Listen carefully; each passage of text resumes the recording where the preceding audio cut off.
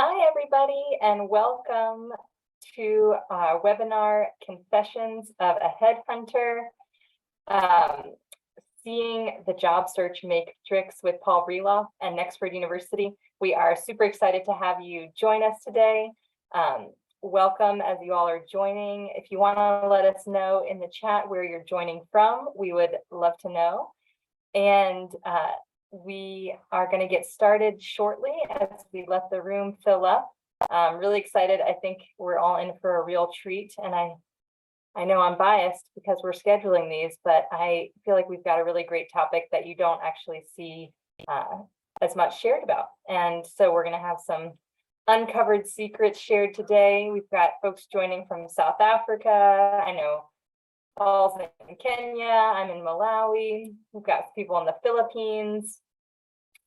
I'm sure we have some folks joining in from Nigeria. So if you want to let us know in the chat where you're joining from, we'd love to know. We've got more folks from the Philippines. It's always fun to see the global nature of where our Nexford community is joining in from. Ghana, welcome. Okay, I think we've hit most of the regions. We need North Africa now for the continent. We'll give it another moment or so to let the room fill up. We do have Nigeria confirmed. That's good to see. So I'm going to briefly introduce our wonderful guest today and then let him take it away. For the structure of this call, or this webinar rather, Paul has a great presentation in store for us. Throughout the presentation, please use the Q&A feature at the bottom of your Zoom screen or however you're joining, to put the questions in there, because our chat can get kind of busy sometimes. So please use the Q&A to put your questions in there. We will have time at the end to answer them live. And we will be sharing a copy of the recording with everyone. We always get that question. So yes, you will get a copy of the presentation, hopefully itself, if Paul's wants to share, but at least the recording. And again, put those questions in the Q&A so that we have them at the end. And I will get ready to go ahead and turn it over to Paul, who is the co-founder and CEO of Shortlist, which is a leading recruiting firm, actually Africa's leading recruitment and executive search firm. And he launched it in 2016. And since then, Shortlist has worked with over 1,000 companies and 1.5 million young professionals to make over 4,000 job placements. So he's done thousands of executive searches, and he's going to have some really great insights to share with us today. And position yourself for your own to get recruited, and how this all headhunting, how it all works. So Paul, please take it away, and thank you so much for being here. Great, Jennifer. Thanks so much for having me. Hope everyone can see my screen. It's really great to be here today. Have a whole bunch of different slides to go through, a lot to share based on the last 6 years of recruiting for many of Africa's top corporates, startups, NGOs, and more. I've got slides to go through, but I also am very, very happy to take questions. Given what I can see on my screen, I won't necessarily have access in real time to those Q&A. So maybe Jennifer, you can just shout if there's ones along the way. We'll definitely also save 15 to 20 minutes at the end. What I want to do today is go through essentially a quick tour of the basic job search approach. I've now been a part of thousands of job placements, seen a lot of the behind the scenes, what really happens when you're going through that process as an employer trying to figure out who to hire. It's also a chance for you to kind of ask the behind the scenes questions if you want, or the basic questions, or really whatever you want. I'm here to try to help you all get the job of your dreams as soon as you possibly can. So just to give you a quick sense of Shortlist, we do a couple of different things. All at the highest level, I've spent my career in social enterprise and impact investing, and we started Shortlist because we were seeing that a lot of startups and social impact companies were having a lot of trouble finding the talent they needed to grow. And so we exist to mobilize and connect talent to impact. And we do that in a couple of ways. One, we do executive search, which is much more leadership hiring for startups and social impact organizations. It's very hands-on. It's typically focused on positions that require 10 or more years of experience, so much more senior. I know many of you are still in university or recently graduated, so it's probably a little less relevant. And then we run talent drives, and this is much more relevant, where we'll work with enterprises to help run campus recruitment initiatives or internship programs. And then we work with a number of governments and donors to try to help them design and implement programs to solve and address youth employment challenges, but also try to unlock the growth of sectors like the climate and clean energy field. And we're running a number of programs connecting early college grads and early career professionals into clean energy and climate companies, as well as trying to connect professionals into remote digital work opportunities. We've to date worked with almost 1,000 companies. We've done about 5,000 placements at this point. We've worked with nearly 2 million young people who have kind of been to our platform, which on the tech side combines different kinds of chatbots and skills assessments, in addition to the more hands-on part of our consulting work. And we've got now 50 plus teammates across 4 countries and an awesome team. Now, actually, I think we're now officially as of a couple months ago in 5 countries. So I'm expanding, though most of the work we do is serving clients across Africa. My own journey, just because I feel like it's a little relevant to hear, like, where the heck am I coming from? I've done a lot of different jobs. And so I have a lot of experience trying to make switches, trying to reestablish credibility in sectors I didn't have any credibility, and trying to figure it out. When I graduated from college, I actually went into advertising. Don't ask me why, don't ask me how. I actually really liked it, but when I look back now, I can't even figure out how in the heck did that happen. And the answer is they came to campus and hired me. After about few years, I went to McKinsey & Company, management consulting, very briefly. A lot of slides, a lot of Excel, really didn't like it, even though I respected what I was learning, not for me. Actually, we then went to law school and became a lawyer for only about a year. Actually really liked being a lawyer, but in the background, I was really passionate about trying to do something in the social enterprise and international development field. And so made the crazy leap, or at least my parents thought it was crazy, to move to India and join a microfinance company. I took a 90% pay cut. That was a wild experience to come and try to build a microfinance institution. When I joined it, they were about 50,000 customers. And when I left, they were 7 million customers. And so I got to be part of a really cool growth story, got to experience a lot of cool things within the early fintech world, development finance and more. I then went to the World Bank. That was kind of like my mini retirement for a couple of years. Don't ever let World Bank people tell you they work hard. It's a cushy job. You kind of just do some research, things like that. Did that for a couple of years before I got entrepreneurial again and started up a venture capital fund. And I did about 6 years running a fintech venture capital fund. That means tech companies solving different things related to financial services, and in particular, trying to help low-income households and small businesses access financial services for something positive in the world. And then where I am today, seeing all these companies I was working with struggle with hiring and being so curious about the people side of company building, we started Shortlist, initially thinking we'd be more of a tech company and then evolving into what I described today, where we're kind of part hands-on recruitment firm and part youth employment program operator. So that's me. You can see it's been all over the place. One of the principles of my career is to kind of zig when others are zagging. It's also to kind of continue to try to stay on the steepest part of learning curves. And so I don't necessarily think this is the best advice, but it has worked for me. As soon as I feel like I've figured something out, whether that's a job type or a field or even a country, I'm kind of like, let me go jump and do something else for a while, because at least for a couple of years, it's going to be chaotically difficult. And I'm going to have to learn by doing in a way that I find really exciting. So that's me. Let's talk now about the job search. And the world is changing, and there's a lot of things afoot. And I remember looking back when I was in college and having a very different impression from how the world really works around this. So first, we're going to do a few reframes. one thing, you would assume employers are hiring, right? When you go and you see all the jobs posted and you think about like, oh my gosh, that company wants to hire 100 people, et cetera, you're right, but you're also wrong. In the early stages, employers are eliminating. And so one of the principles you have to understand is when you're in college or even a few years out of college, most people kind of like look the same. And so HR people who are kind of doing the first pass or technology and algorithms, they're all about eliminating until it gets to the end. And then they shift their brains into imagining how this person's future could align with the company, and they're back into hiring mode. So as we think about how do you stand out, a lot of what we need to think about is like, what will you do to differentiate yourself from all the other people so you can get through that first screen? 2, you would think that as more and more job boards and technology and other things come up, job search would become easier. Not really.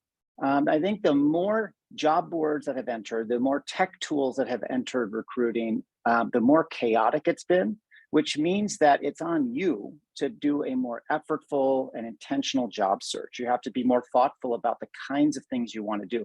That does not mean that coming out of college, you should know what you're going to do when you grow up. You can see from my background that there's a lot of shifts, there's a lot of places, but you do have to have enough of a direction that you know what to focus on and how to invest your valuable time to make it worthwhile. Otherwise, you can just get lost in the black hole that is the modern job board.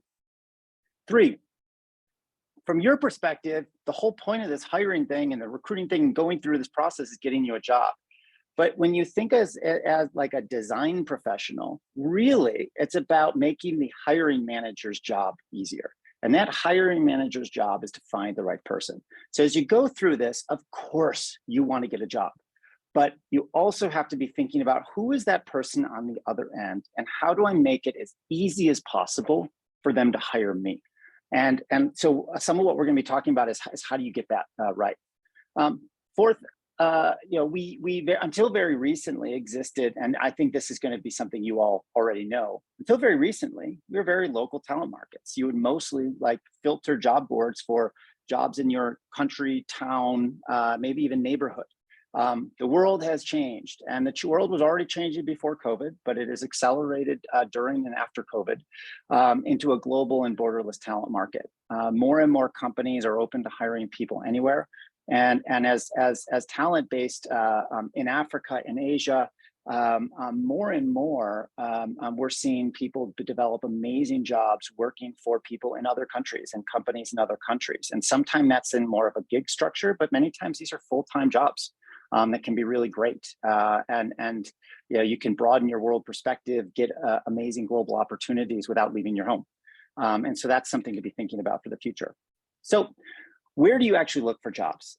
There's a lot of different channels, and you definitely do not need to be hitting all of these to get the job done. If some people, if you're in college, and I know Nexford has one of the more innovative career services approaches, could be that that's going to be good enough. Go talk to the team in Nexford, and you'll have some great opportunities, and you'll figure it out. But there's a lot of other options out there. I do want to highlight, and this is even more relevant as you get into like 5, 6, 7+ years out of college, a lot of the jobs are more hidden and take some work to find. A lot of the jobs aren't posted on job boards, and you have to either know someone, or even more often, you have to be hustling to find them and get access to them. Now, there's a kind of true, kind of mythical idea that you do have to know someone to get a job. And I know this is definitely a perception I see all the time here in Kenya, that it's almost people are shocked when they find out, oh my gosh, on shortlist, I could just get a job without having some insider connection. Yes, that actually happens. I do know that there is some of this kind of like, you need to know someone to get a job dynamic, but there's also a way that you need to make your own luck around this and make your own network. And we're going to talk a little bit about, even early in your career, what are some things you can do around that. So let me jump into a few areas of advice, and then we'll of course turn to Q&A.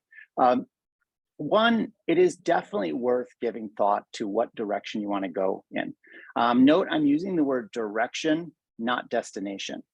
You can think of this as a career compass, so to speak, because who knows where you're going to end up? this whole thing is a process, not an outcome.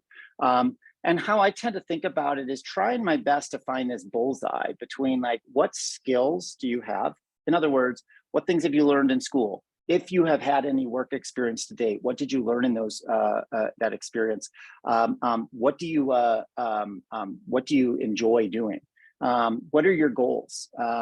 If you know what kind of role, what kind of industry, if you have people you look up to that you kind of can identify, it's like, boy, I'd really love to be like that person in 5 years or 10 years. Like look back and figure out like, what are the steps to getting there? What are the goals I should set? And of course, what's the reality of the market? What are the jobs that are actually available and accessible to you? Where are their openings? Like I said, we're now in a place where a lot more jobs are open to you than would have been in the past because of the shift to remote distributed work and remote distributed teams. But still, we need to pass that through the filter of like, is this something I can do?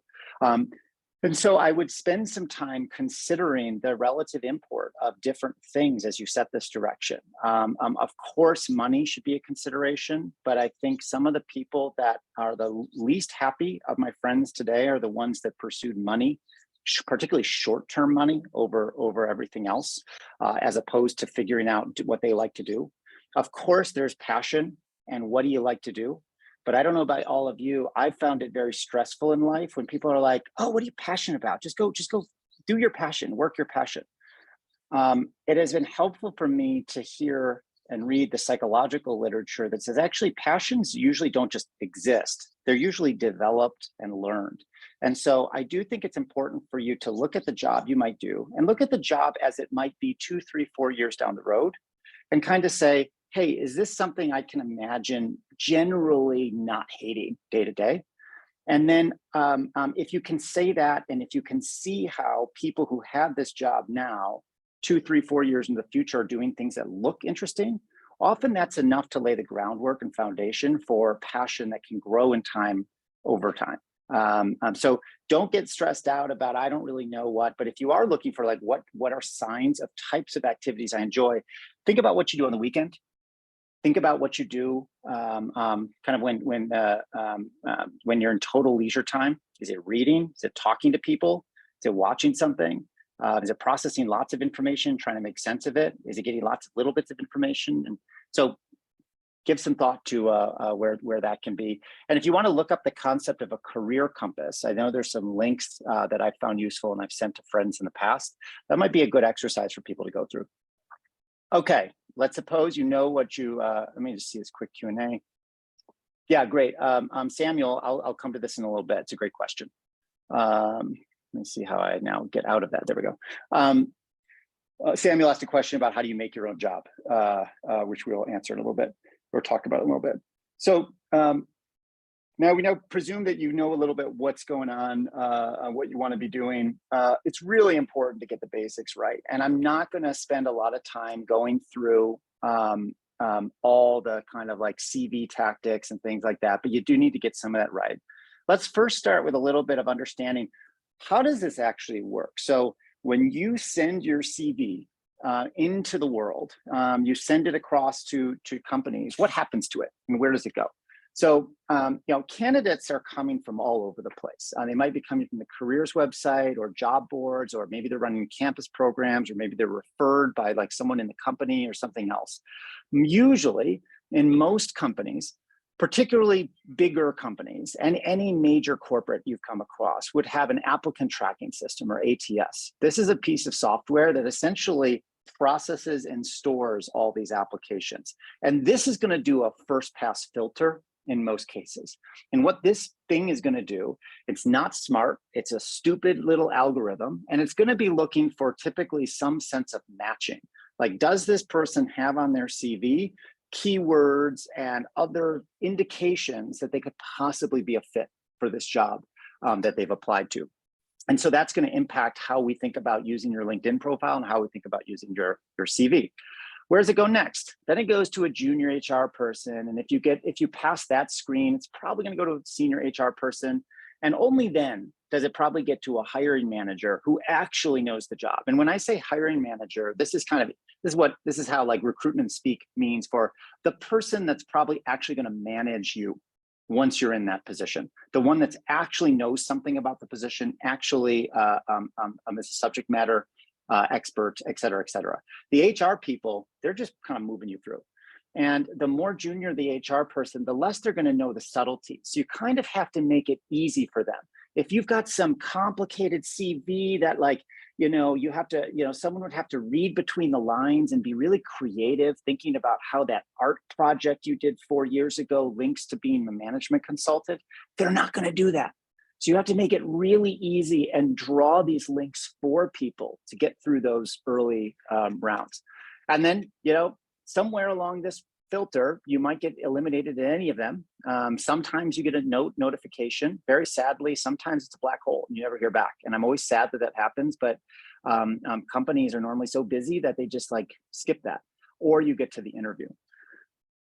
I share this because a lot of people assume that their future boss is the one that is going to get their wonderful prep package and spend a lot of time trying to make sense of who are you as a person? What are you happy doing? I'm sad to say that's not the reality, that it's actually a very quick process, and that, as we're going to see, people spend very little time on CVs. Let's start with LinkedIn, because I think that coming out of college, not everyone has a LinkedIn, but I would urge you to get this immediately. Today, LinkedIn is more important than a CV. Recruiters use them more, HR people use them more. It's understood to be kind of updated in real time, or you at least should keep it updated in real time. And it makes it easier for people to compare across because it's the same format. Everyone knows where to look on LinkedIn to find what they're looking for. And remember, your goal with LinkedIn is get someone excited to talk to you. It's not to get the job, just get that interview. So the basic sections of this to think about if you haven't done this. One, there's this background, and I think what you see here, I'm pretty sure is the default. So if you do nothing else, you'll have a background like this. It's not hideous, but it also shows that you're not really thinking in a sophisticated way about how you present to the world. So go find a cool pic. Make sure it's high res. If you're at a company now, great, and it shows great kind of team spirit and loyalty to have something related to your company, but it could also just be a skyline. It could be a picture you really like. Just make sure it's clear, that it's high res, that it works, and that it's professional. Two, definitely add a photo. There are exceptions here, and if you're really uncomfortable, like my wife, for example, is terrified of having her photo anywhere online, so she doesn't. And there's people like that, and I respect that. But generally speaking, profiles with photos get a lot more engagement, a lot more views. Don't get too fancy. Focus on a headshot, make sure you've got eye contact, be happy and confident. Ideally, if you can afford it, go get it professionally taken, or have a friend who's got a nice iPhone or something. Take it. And I think this can really help. Keep in mind, this is not social, this is not Facebook, this is not Insta. This is the place to try to put your most professional foot forward. If you don't have a job, if you have a job, fine, you can put a title, but even whether you do or don't have a job, I also think a lot of people are starting to just put what your aspirational job is. What do you think of yourself as? Even if you came in as a little analyst, but you want to be you're like a product analyst, but you want to be a product manager, you could put something like aspiring project manager or product manager or something like that. Definitely go out and try to make connections. Employers aren't kind of keeping score, but it's useful to show that you're active in something like LinkedIn, because it shows that you're digitally savvy, you're digitally literate, you're self-aware enough and marketing savvy enough to go out and build relationships. Even if you just go out and connect with all the people you met through your studies in university and high school and things like that, but go out and make some friends. Do put something into that about section. Ideally, this is like your mini elevator pitch, and then try to be as clear as possible about experience, but do try to put anything you can put in about accomplishments. It's a missed opportunity if you don't say anything about what you've achieved in the job. And I'll stop in a second on Q&A because I see a couple have come in. And then also, so let's then talk about CVs. You also need a CV because many people want to have a CV in their applicant tracking system, and some old-fashioned hiring managers prefer it. Less is more. Start with a clean, simple template. I suspect Nexford has some great ones, but I have seen many university career services that give out terrible templates. I can try to dig one up if you guys request to send across. Keep in mind that typically nobody's going to look at it for more than 8 or 9 seconds. Think about that. Count out 8 or 9 seconds in your head. It's very fast. So your job is to keep it short. Do not make it more than 1 page. I don't care how amazing your experience is. I'm in my 40s, and my CV only went to 2 pages about 3 years ago. So you cannot convince me that you have more of a need to go to a 2-page CV than me. Make sure it's readable by an ATS. What that means really is make sure you're sending it as ideally a PDF, or second best is Microsoft Word. And most Google Docs can be downloaded very easily as PDFs if you don't have Word. But that'll make it a lot easier for the machine to keyword match and get you through that first filter. And then make sure you have some good bullets. Also, make sure you customize it. This is an easy one that I see very few people do. Keep in mind that whether it's an algorithm or it's a junior HR person, they're essentially scanning your resume in 5 to 10 seconds looking for these keywords. So make sure that you take the time to look at the JD of the job you want, look at your CV, and like change some of the words in your CV so it matches some of the words in the JD. I know that sounds crazy, but that's actually the type of trick that will kind of get you through that first pass and make sure that a human with some power and decision-making authority actually sees your CV. Let me pause here for a second, just see this. So Nathaniel says, I'm currently enrolled in data analytics. I want to switch jobs. Would you advise if we start search for jobs in this role now, or I should complete the course first? Tough to say on a specific case like this. I do think that when you're early in your career, most professionals are more excited about how you can talk about transferable skills than they are about the very specific course you may have taken. So courses are important, technical skills are important. But for example, if you're in a data course, but you really want to do like business intelligence, or you really want to do something that's still broadly in a quantitative space, I think you can still apply to any job without necessarily focusing in on that one course. But I think if it's totally different, we may need to talk more separately. It might be a longer conversation. And with both LinkedIn and the CV, got to proofread. I can't tell you how important this is. Remember, in the early stages, it's all about eliminating people. The job of the algorithm, the job of the junior HR person is eliminating, and having anything misspelled, having really bad spacing, having things screwed up on your CV is the easiest way for someone to say, cool, I feel good about eliminating this person. So please proofread it many times, give it to someone else to look at. I can't believe how many CVs I still get that have mistakes that would have been so easy to avoid, where the person may have made it to the next round, but for that. So be careful.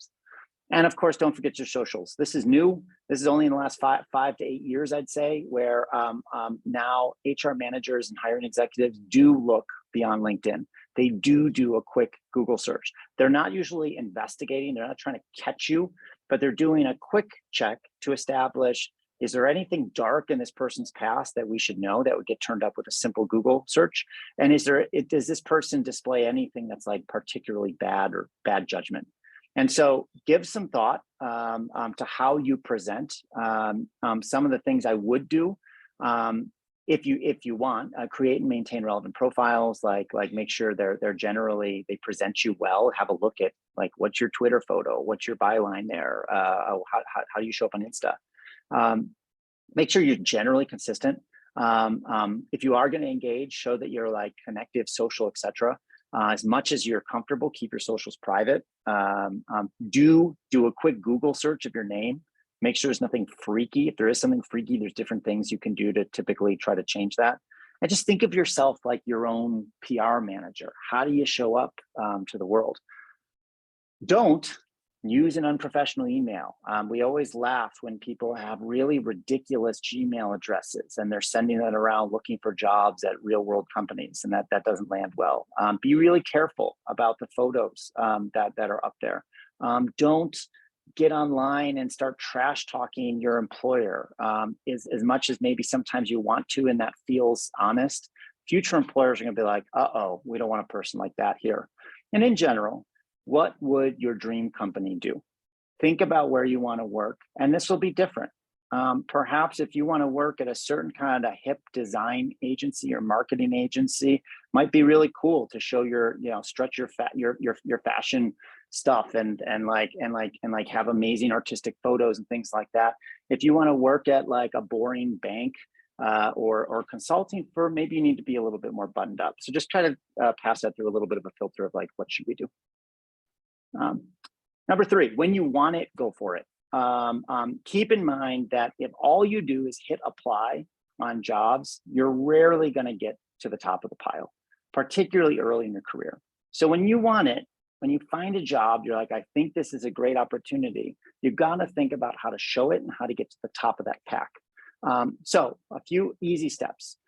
When you really want it, definitely customize your CV.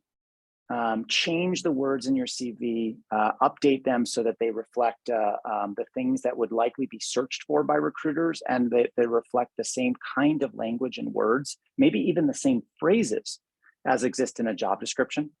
Apply directly on the company website. This is minor, but every once in a while, if you click apply on a job board or LinkedIn, the data doesn't get transferred correctly to the website. So if you really want it, take the extra minute or two to actually find the company website, go to their careers page and click apply that way. Because normally, if nothing else, the company's website is normally optimized for their applicant tracking system. So all the data moves. And then go, and this is probably the biggest way to get to the top, is go email the people you think are the decision makers. I know this probably sounds crazy. What am I doing emailing someone I don't know? How do I even figure that out? And the way to do this, I can't remember if I have a slide on this or not, but the way to do this is to kind of go to LinkedIn for the company and try to figure out who is either the HR manager or the hiring manager. So for example, if you're applying to, someone was looking at data roles, if you're applying to the data department of Microsoft in Nairobi, for example, you'd go to LinkedIn and you'd go do a filtered search of like, who does it look like works in data in Microsoft in Nairobi? And ideally you'd find the actual 2 or 3 or 4 people, and then you just email them. And we'll talk a little bit about what to say in an upcoming slide.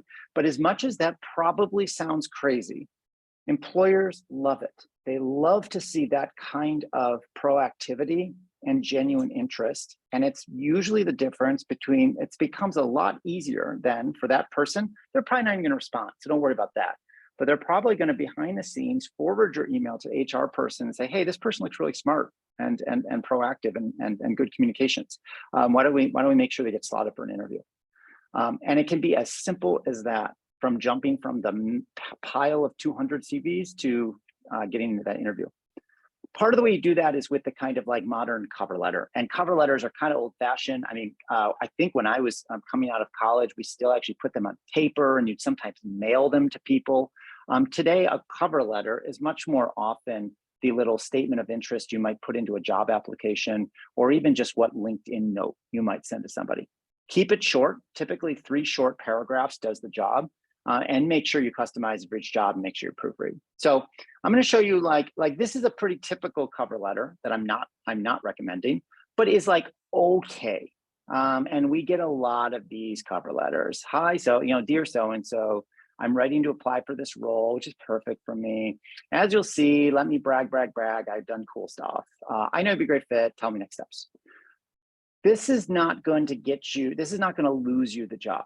There's nothing wrong with this, but generally speaking, we want to get more excited and do more of the work connecting the dots and showing that you can think critically about the opportunity.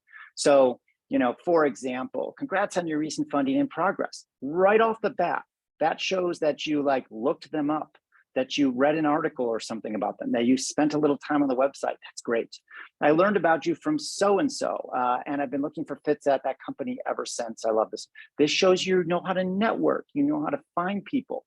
Even if you just had a friend that you found that you barely knew that you went to high school with that works at the company that you can kind of say this about, that shows you're kind of connected. The cell, you can see that the cell is different. It's not just about me. You're actually drawing the connection. What about my experience connects to what the role seems to require? And then the close, just kind of like, a little stronger push. Now, again, these are not night and day difference, but I want you to try to think about, as you go out and you apply to the jobs you are most excited about, what are the little touches that I can add to this that's going to make me stand out from all the other people who's like, hi, my name is Paul and I want this job and I'm good at reading and writing and data and other things, and I'd be a great fit. How do you stand out from the 200 other people that are writing something like that? Cool. And then quickly check Q&A. Joseph asks, what if I don't have social media like Facebook and Instagram? My CV is 5 pages long, so how can I make it short? So Joseph, totally great if you don't have social media. I barely have social media like Facebook and Insta. And I actually, all things equal, I think it's better if you don't have Facebook and Insta. They're never going to get you a job, or very rarely going to get you a job. Only in certain industries would that be an advantage. Sometimes they are.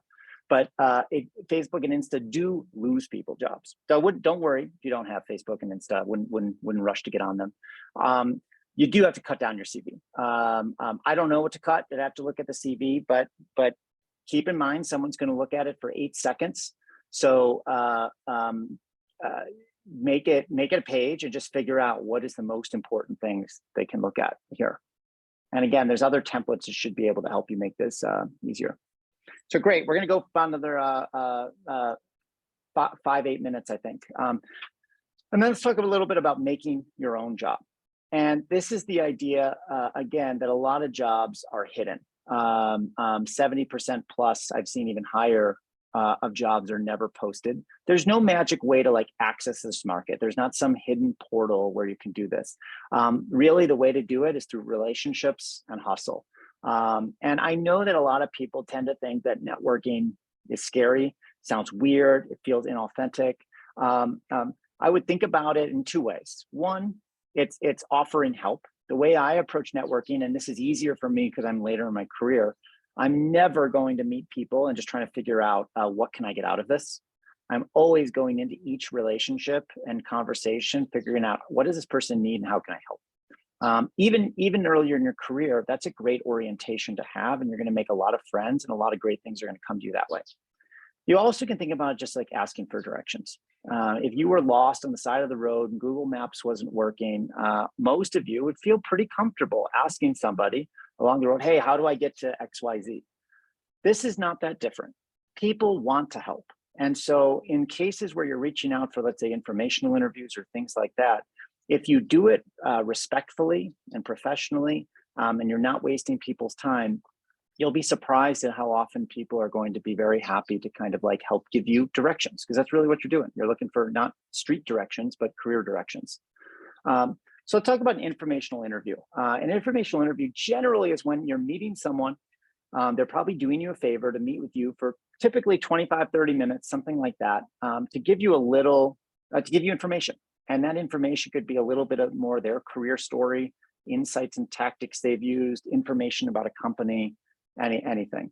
The first step these are the steps I would say to making your own job, to getting to a position where somebody spots some talent or potential in you and actually takes the next step to try to help figure out with you, where might you fit in my company?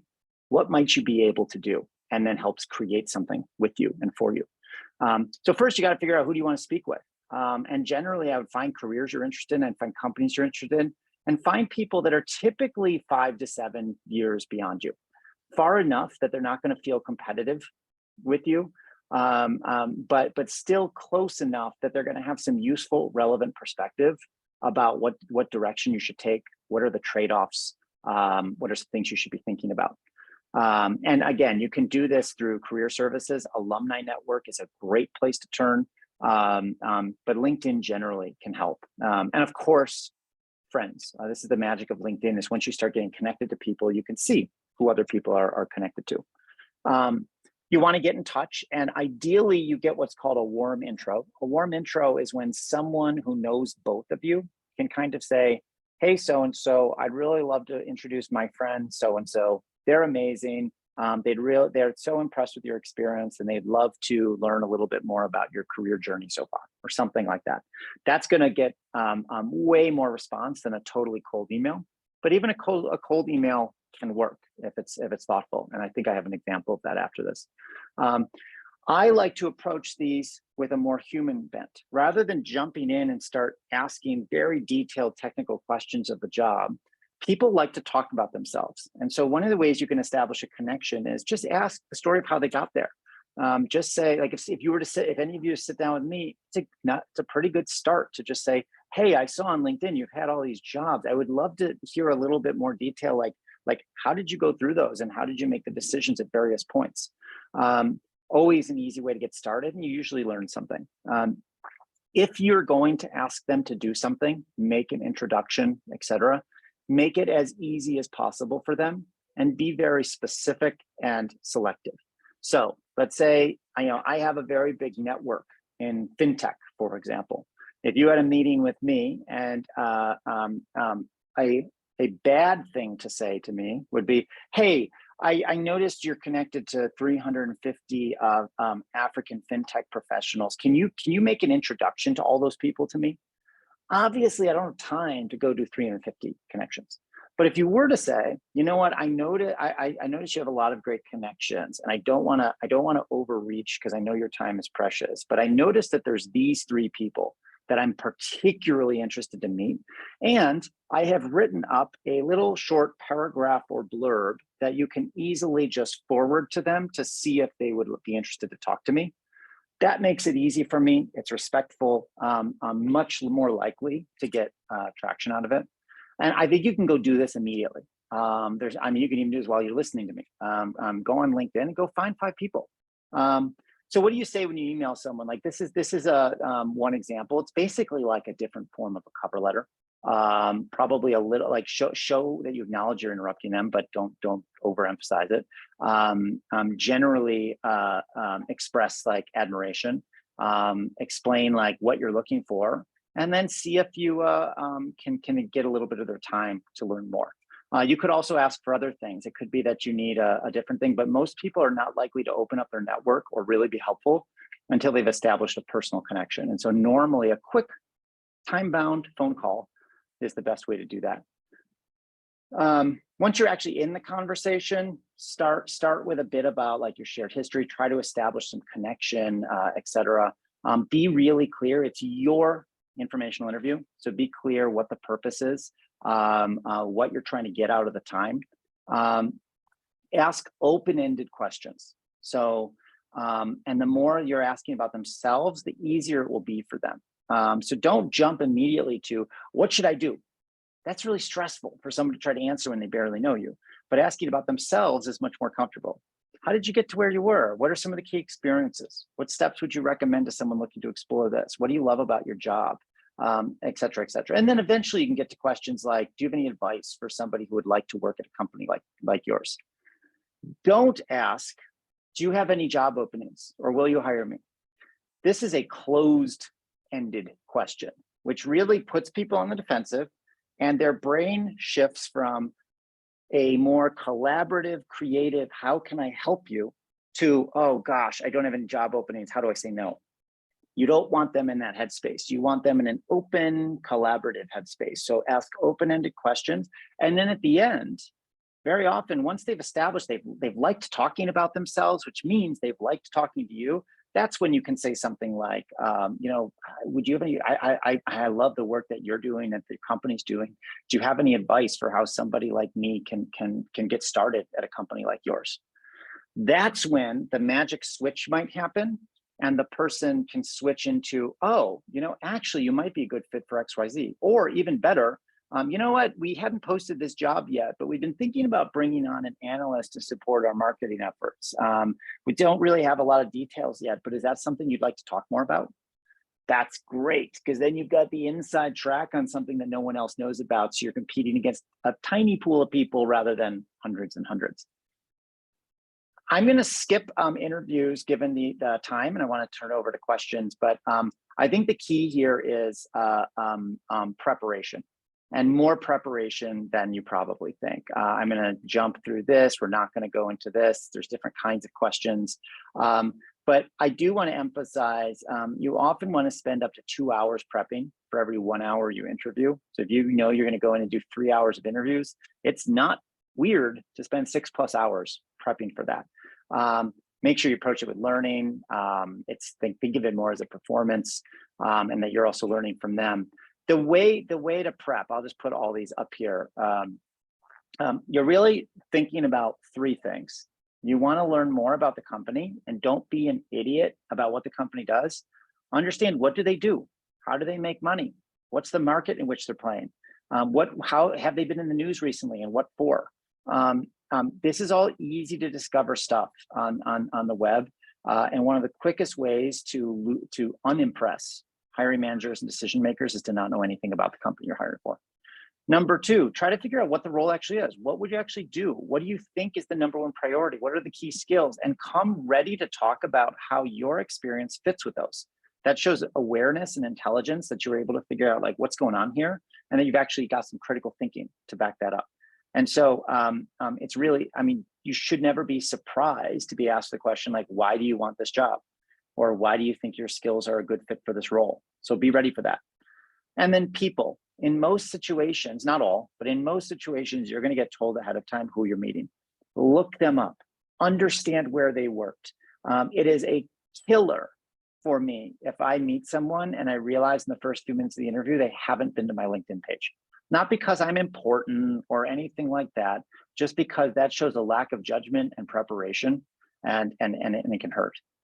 You'll have it'll make it so much easier to do small talk or ask an intro question or something else if you've been to their LinkedIn page or done a quick Google stalk to see what you can learn about them and what they're interested in. And think about this all not just as wasted time, as, oh, that 6 hours sounds crazy, or 3 hours sounds crazy. You'll almost always learn something. This is how you learn about what companies do. How are they different? How are different jobs different, et cetera, et cetera. So don't think about this as a waste of time. Think about something interesting. And then, they're going to almost always ask you at the end, do you have any questions for me? Don't you dare ever say in an interview, no, I don't. Some good questions are things more about that person's career journey, what excites them, some trend you read about in the newspaper or whatever about that might impact the company. What are the expectations for the job? Things like that. Bad questions. It's a totally reasonable desire to have an active social life and a good lifestyle, but if companies see that that's your first priority, to get out at 5 p.m. each day, that's not good. It's totally reasonable to know how much money you're going to make, but asking that in the rare couple minutes when you can ask more textured questions, that's not the right move. And anything that you could easily answer with a quick Google search, that will make you sound done. And of course, don't say no questions for me. Come up with something. And then I'm old-fashioned, but love the interview, the thank you. And thank you could be really, really short. This is probably a longer one, and obviously this can come on email, this can come on LinkedIn, however you can get access to the person. So last couple thoughts. A lot of people think that, you got to work really hard to get successful, and then once you're successful, you achieve happiness. I think it's kind of the other way around. Particularly early in your career, the more you can figure out what you love doing, and the earlier you can find that and achieve happiness, success usually follows. Because when you're doing things you're happy, you're normally better at them. It's more sustainable. You advance more quickly. So particularly early in the career, set that compass and don't be afraid to set it in a way that steers you towards your passions. Now, I know there's a balance. I know like we all can't get paid a lot of money to go sit and watch our favorite Netflix series. But I'm trying to figure out where your passion connects to what the world needs. It's really important. And a lot of people think about like, I've got to get to this outcome. And I just encourage you to think of this whole thing as a process. It's going to keep evolving. You're not going to probably, whatever job you all get as your first or second job out of college is almost certainly not going to be where you're going to end your career. So enjoy the ride. So I'll turn it over to Q&A. Few couple quick plugs. Shortlist is always hiring. Most of our amazing recruiters start in other fields like management consulting, investment banking, in other areas, CPAs, and then find search because they love business and strategy, but then also love learning more about people and talking to people. That sounds interesting to you, to check out shortlist.net/career-page.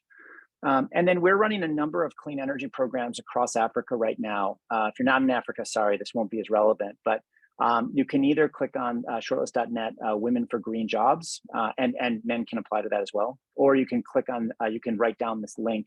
But if you fill out the application here, we can consider you for a variety of entry level and early career positions with about 50 different awesome clean energy companies across Africa. So keep us posted if you're interested in that. Okay, I'll stop there. I would have 10 minutes left. Yeah, about 10 minutes left. Would love to hear if people have other questions. I will go back to the couple open questions. Samuel, I hope I've kind of answered this question about how can one make his own job. I'm happy to answer follow-up questions on that. So Samuel, or if others want to ask more about that, please do. What type of job can a retired person who is still agile do? I mean, I think any job. I think that one of the things that we are seeing is that if you're early in your career, you're probably very focused on acquiring certain technical skills. Can you write an SQL query? Can you code in Java? Can you work in different business intelligence platforms? Do you know how to buy Google AdWords? Whatever, depending on the field you're in. Those are really important, but actually probably more important than those technical skills are what we call durable skills or professional skills or soft skills.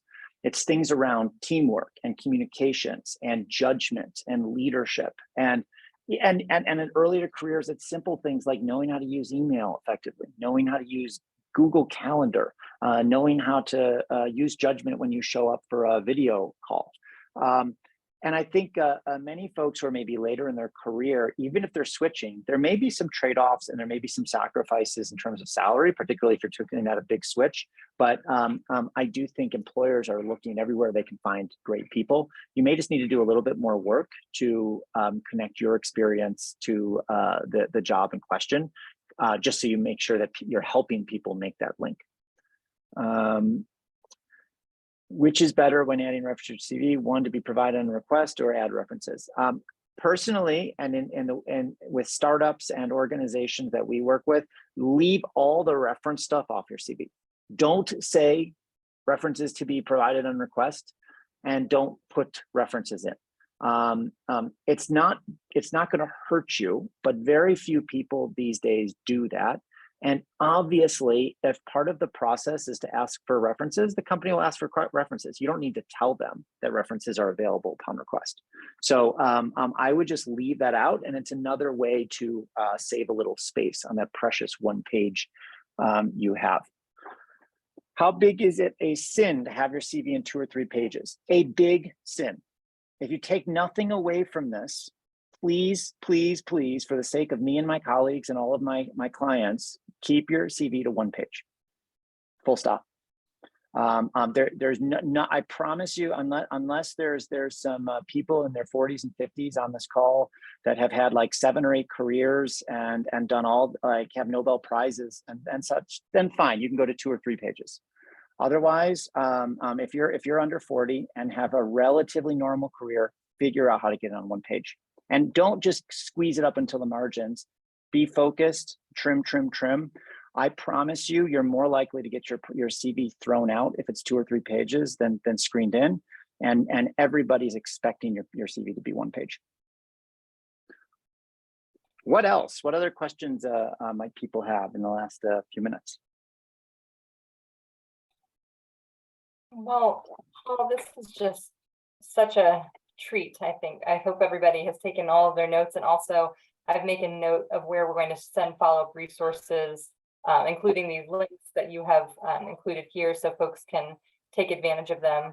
I was wondering too, I wanted to just share, because I think sometimes folks want to see, is it okay if I share my screen for a moment? When Yep. You were talking about finding people specifically at companies, because I think that's like can be the true secret sauce. So I'm going to use the specific example that you shared around, you are looking for a job with Microsoft in Kenya. I have it pulled up here for Nigeria as well. And so I'm filtering, and then, so, navigating to that page, and people don't see what a rich mine of, what resources are here. Absolutely. And I actually don't have premium. So what you all are seeing is a normal LinkedIn account that anybody has. I think they cap you after you do some excessive searching. So every month it renews. And then you click here on this people. And then what he's saying is, using this location filter to add in the country, I put in data, and then you can scroll over and see, you can filter by the industry that they have in their profile, or I put in people that are second degree connections, which means we have at least one connection in common, because then they're going to be more inclined to connect with me and share insights into their career, since we know similar people. So that's what, and then I put in this keyword data. Yeah, so I think too, they have this search bar, you put in the word data, hit enter, and I have a pretty narrow insights. And I think too, what I'm hearing you say from your presentation is sometimes in networking, people think if I want to work at Paul and I need to talk with him, which is probably, that'd be great. And Paul is probably the busiest person at Shortlist. So lateral networking, or when you're connecting with people who are maybe at a similar or staying a few steps up in your career, can be fabulous folks to connect with as well, because they are going to have more time to connect with you. And also really great insights on what it could be like to even have the actual role you're applying for. Also, when this is so great, Jennifer, I'm glad you pulled this up. When you click connect, you're going to get the option to add a note or just connect. Always add a note. So if you just click connect for a second, I don't think it'll send straight to connect, Jennifer. So see, it says add a note. Always add a note. You've only got 300 characters, but just put something quick. Like, hey, I love the work you're doing. I'm so impressed by your career. I'd love to be connected to you. And keep in mind, if you do this with 10 people at Microsoft, probably 6 or 7 will ignore, or just they don't even check their connections, and so they won't connect. But probably 2 or 3 will connect. And then once they've connected, you have their email address. And that's when you can go to their email and send them an email. It's still a cold email, but then you at least could lead with, hey, I'm so happy we connected on LinkedIn. Thank you for that. Jump into the cover letter. And as weird as that probably sounds and feels for many of you, I promise that's a really smart professional thing to do that employers are impressed by. Even I'm impressed by it. Even if you guys could write to me that way. And I respond to, I think, almost every email in some small way. But even if I didn't, I probably registered it as a positive thing. It's not going to hurt. It's not like I'm going to send your email to HR and say, never hire this person. No, if anything, I'm going to not respond and send it to HR and say, hey, this person seems really smart. See if there's anything for them. So yeah, but that was great that you pulled that up, Jennifer.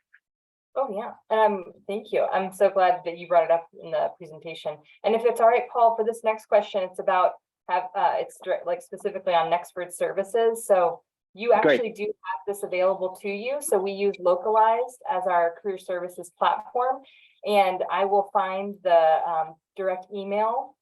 So if you want to message me privately, or we can, share it with Nexford learners, there's an email address you can send your CV to have it reviewed.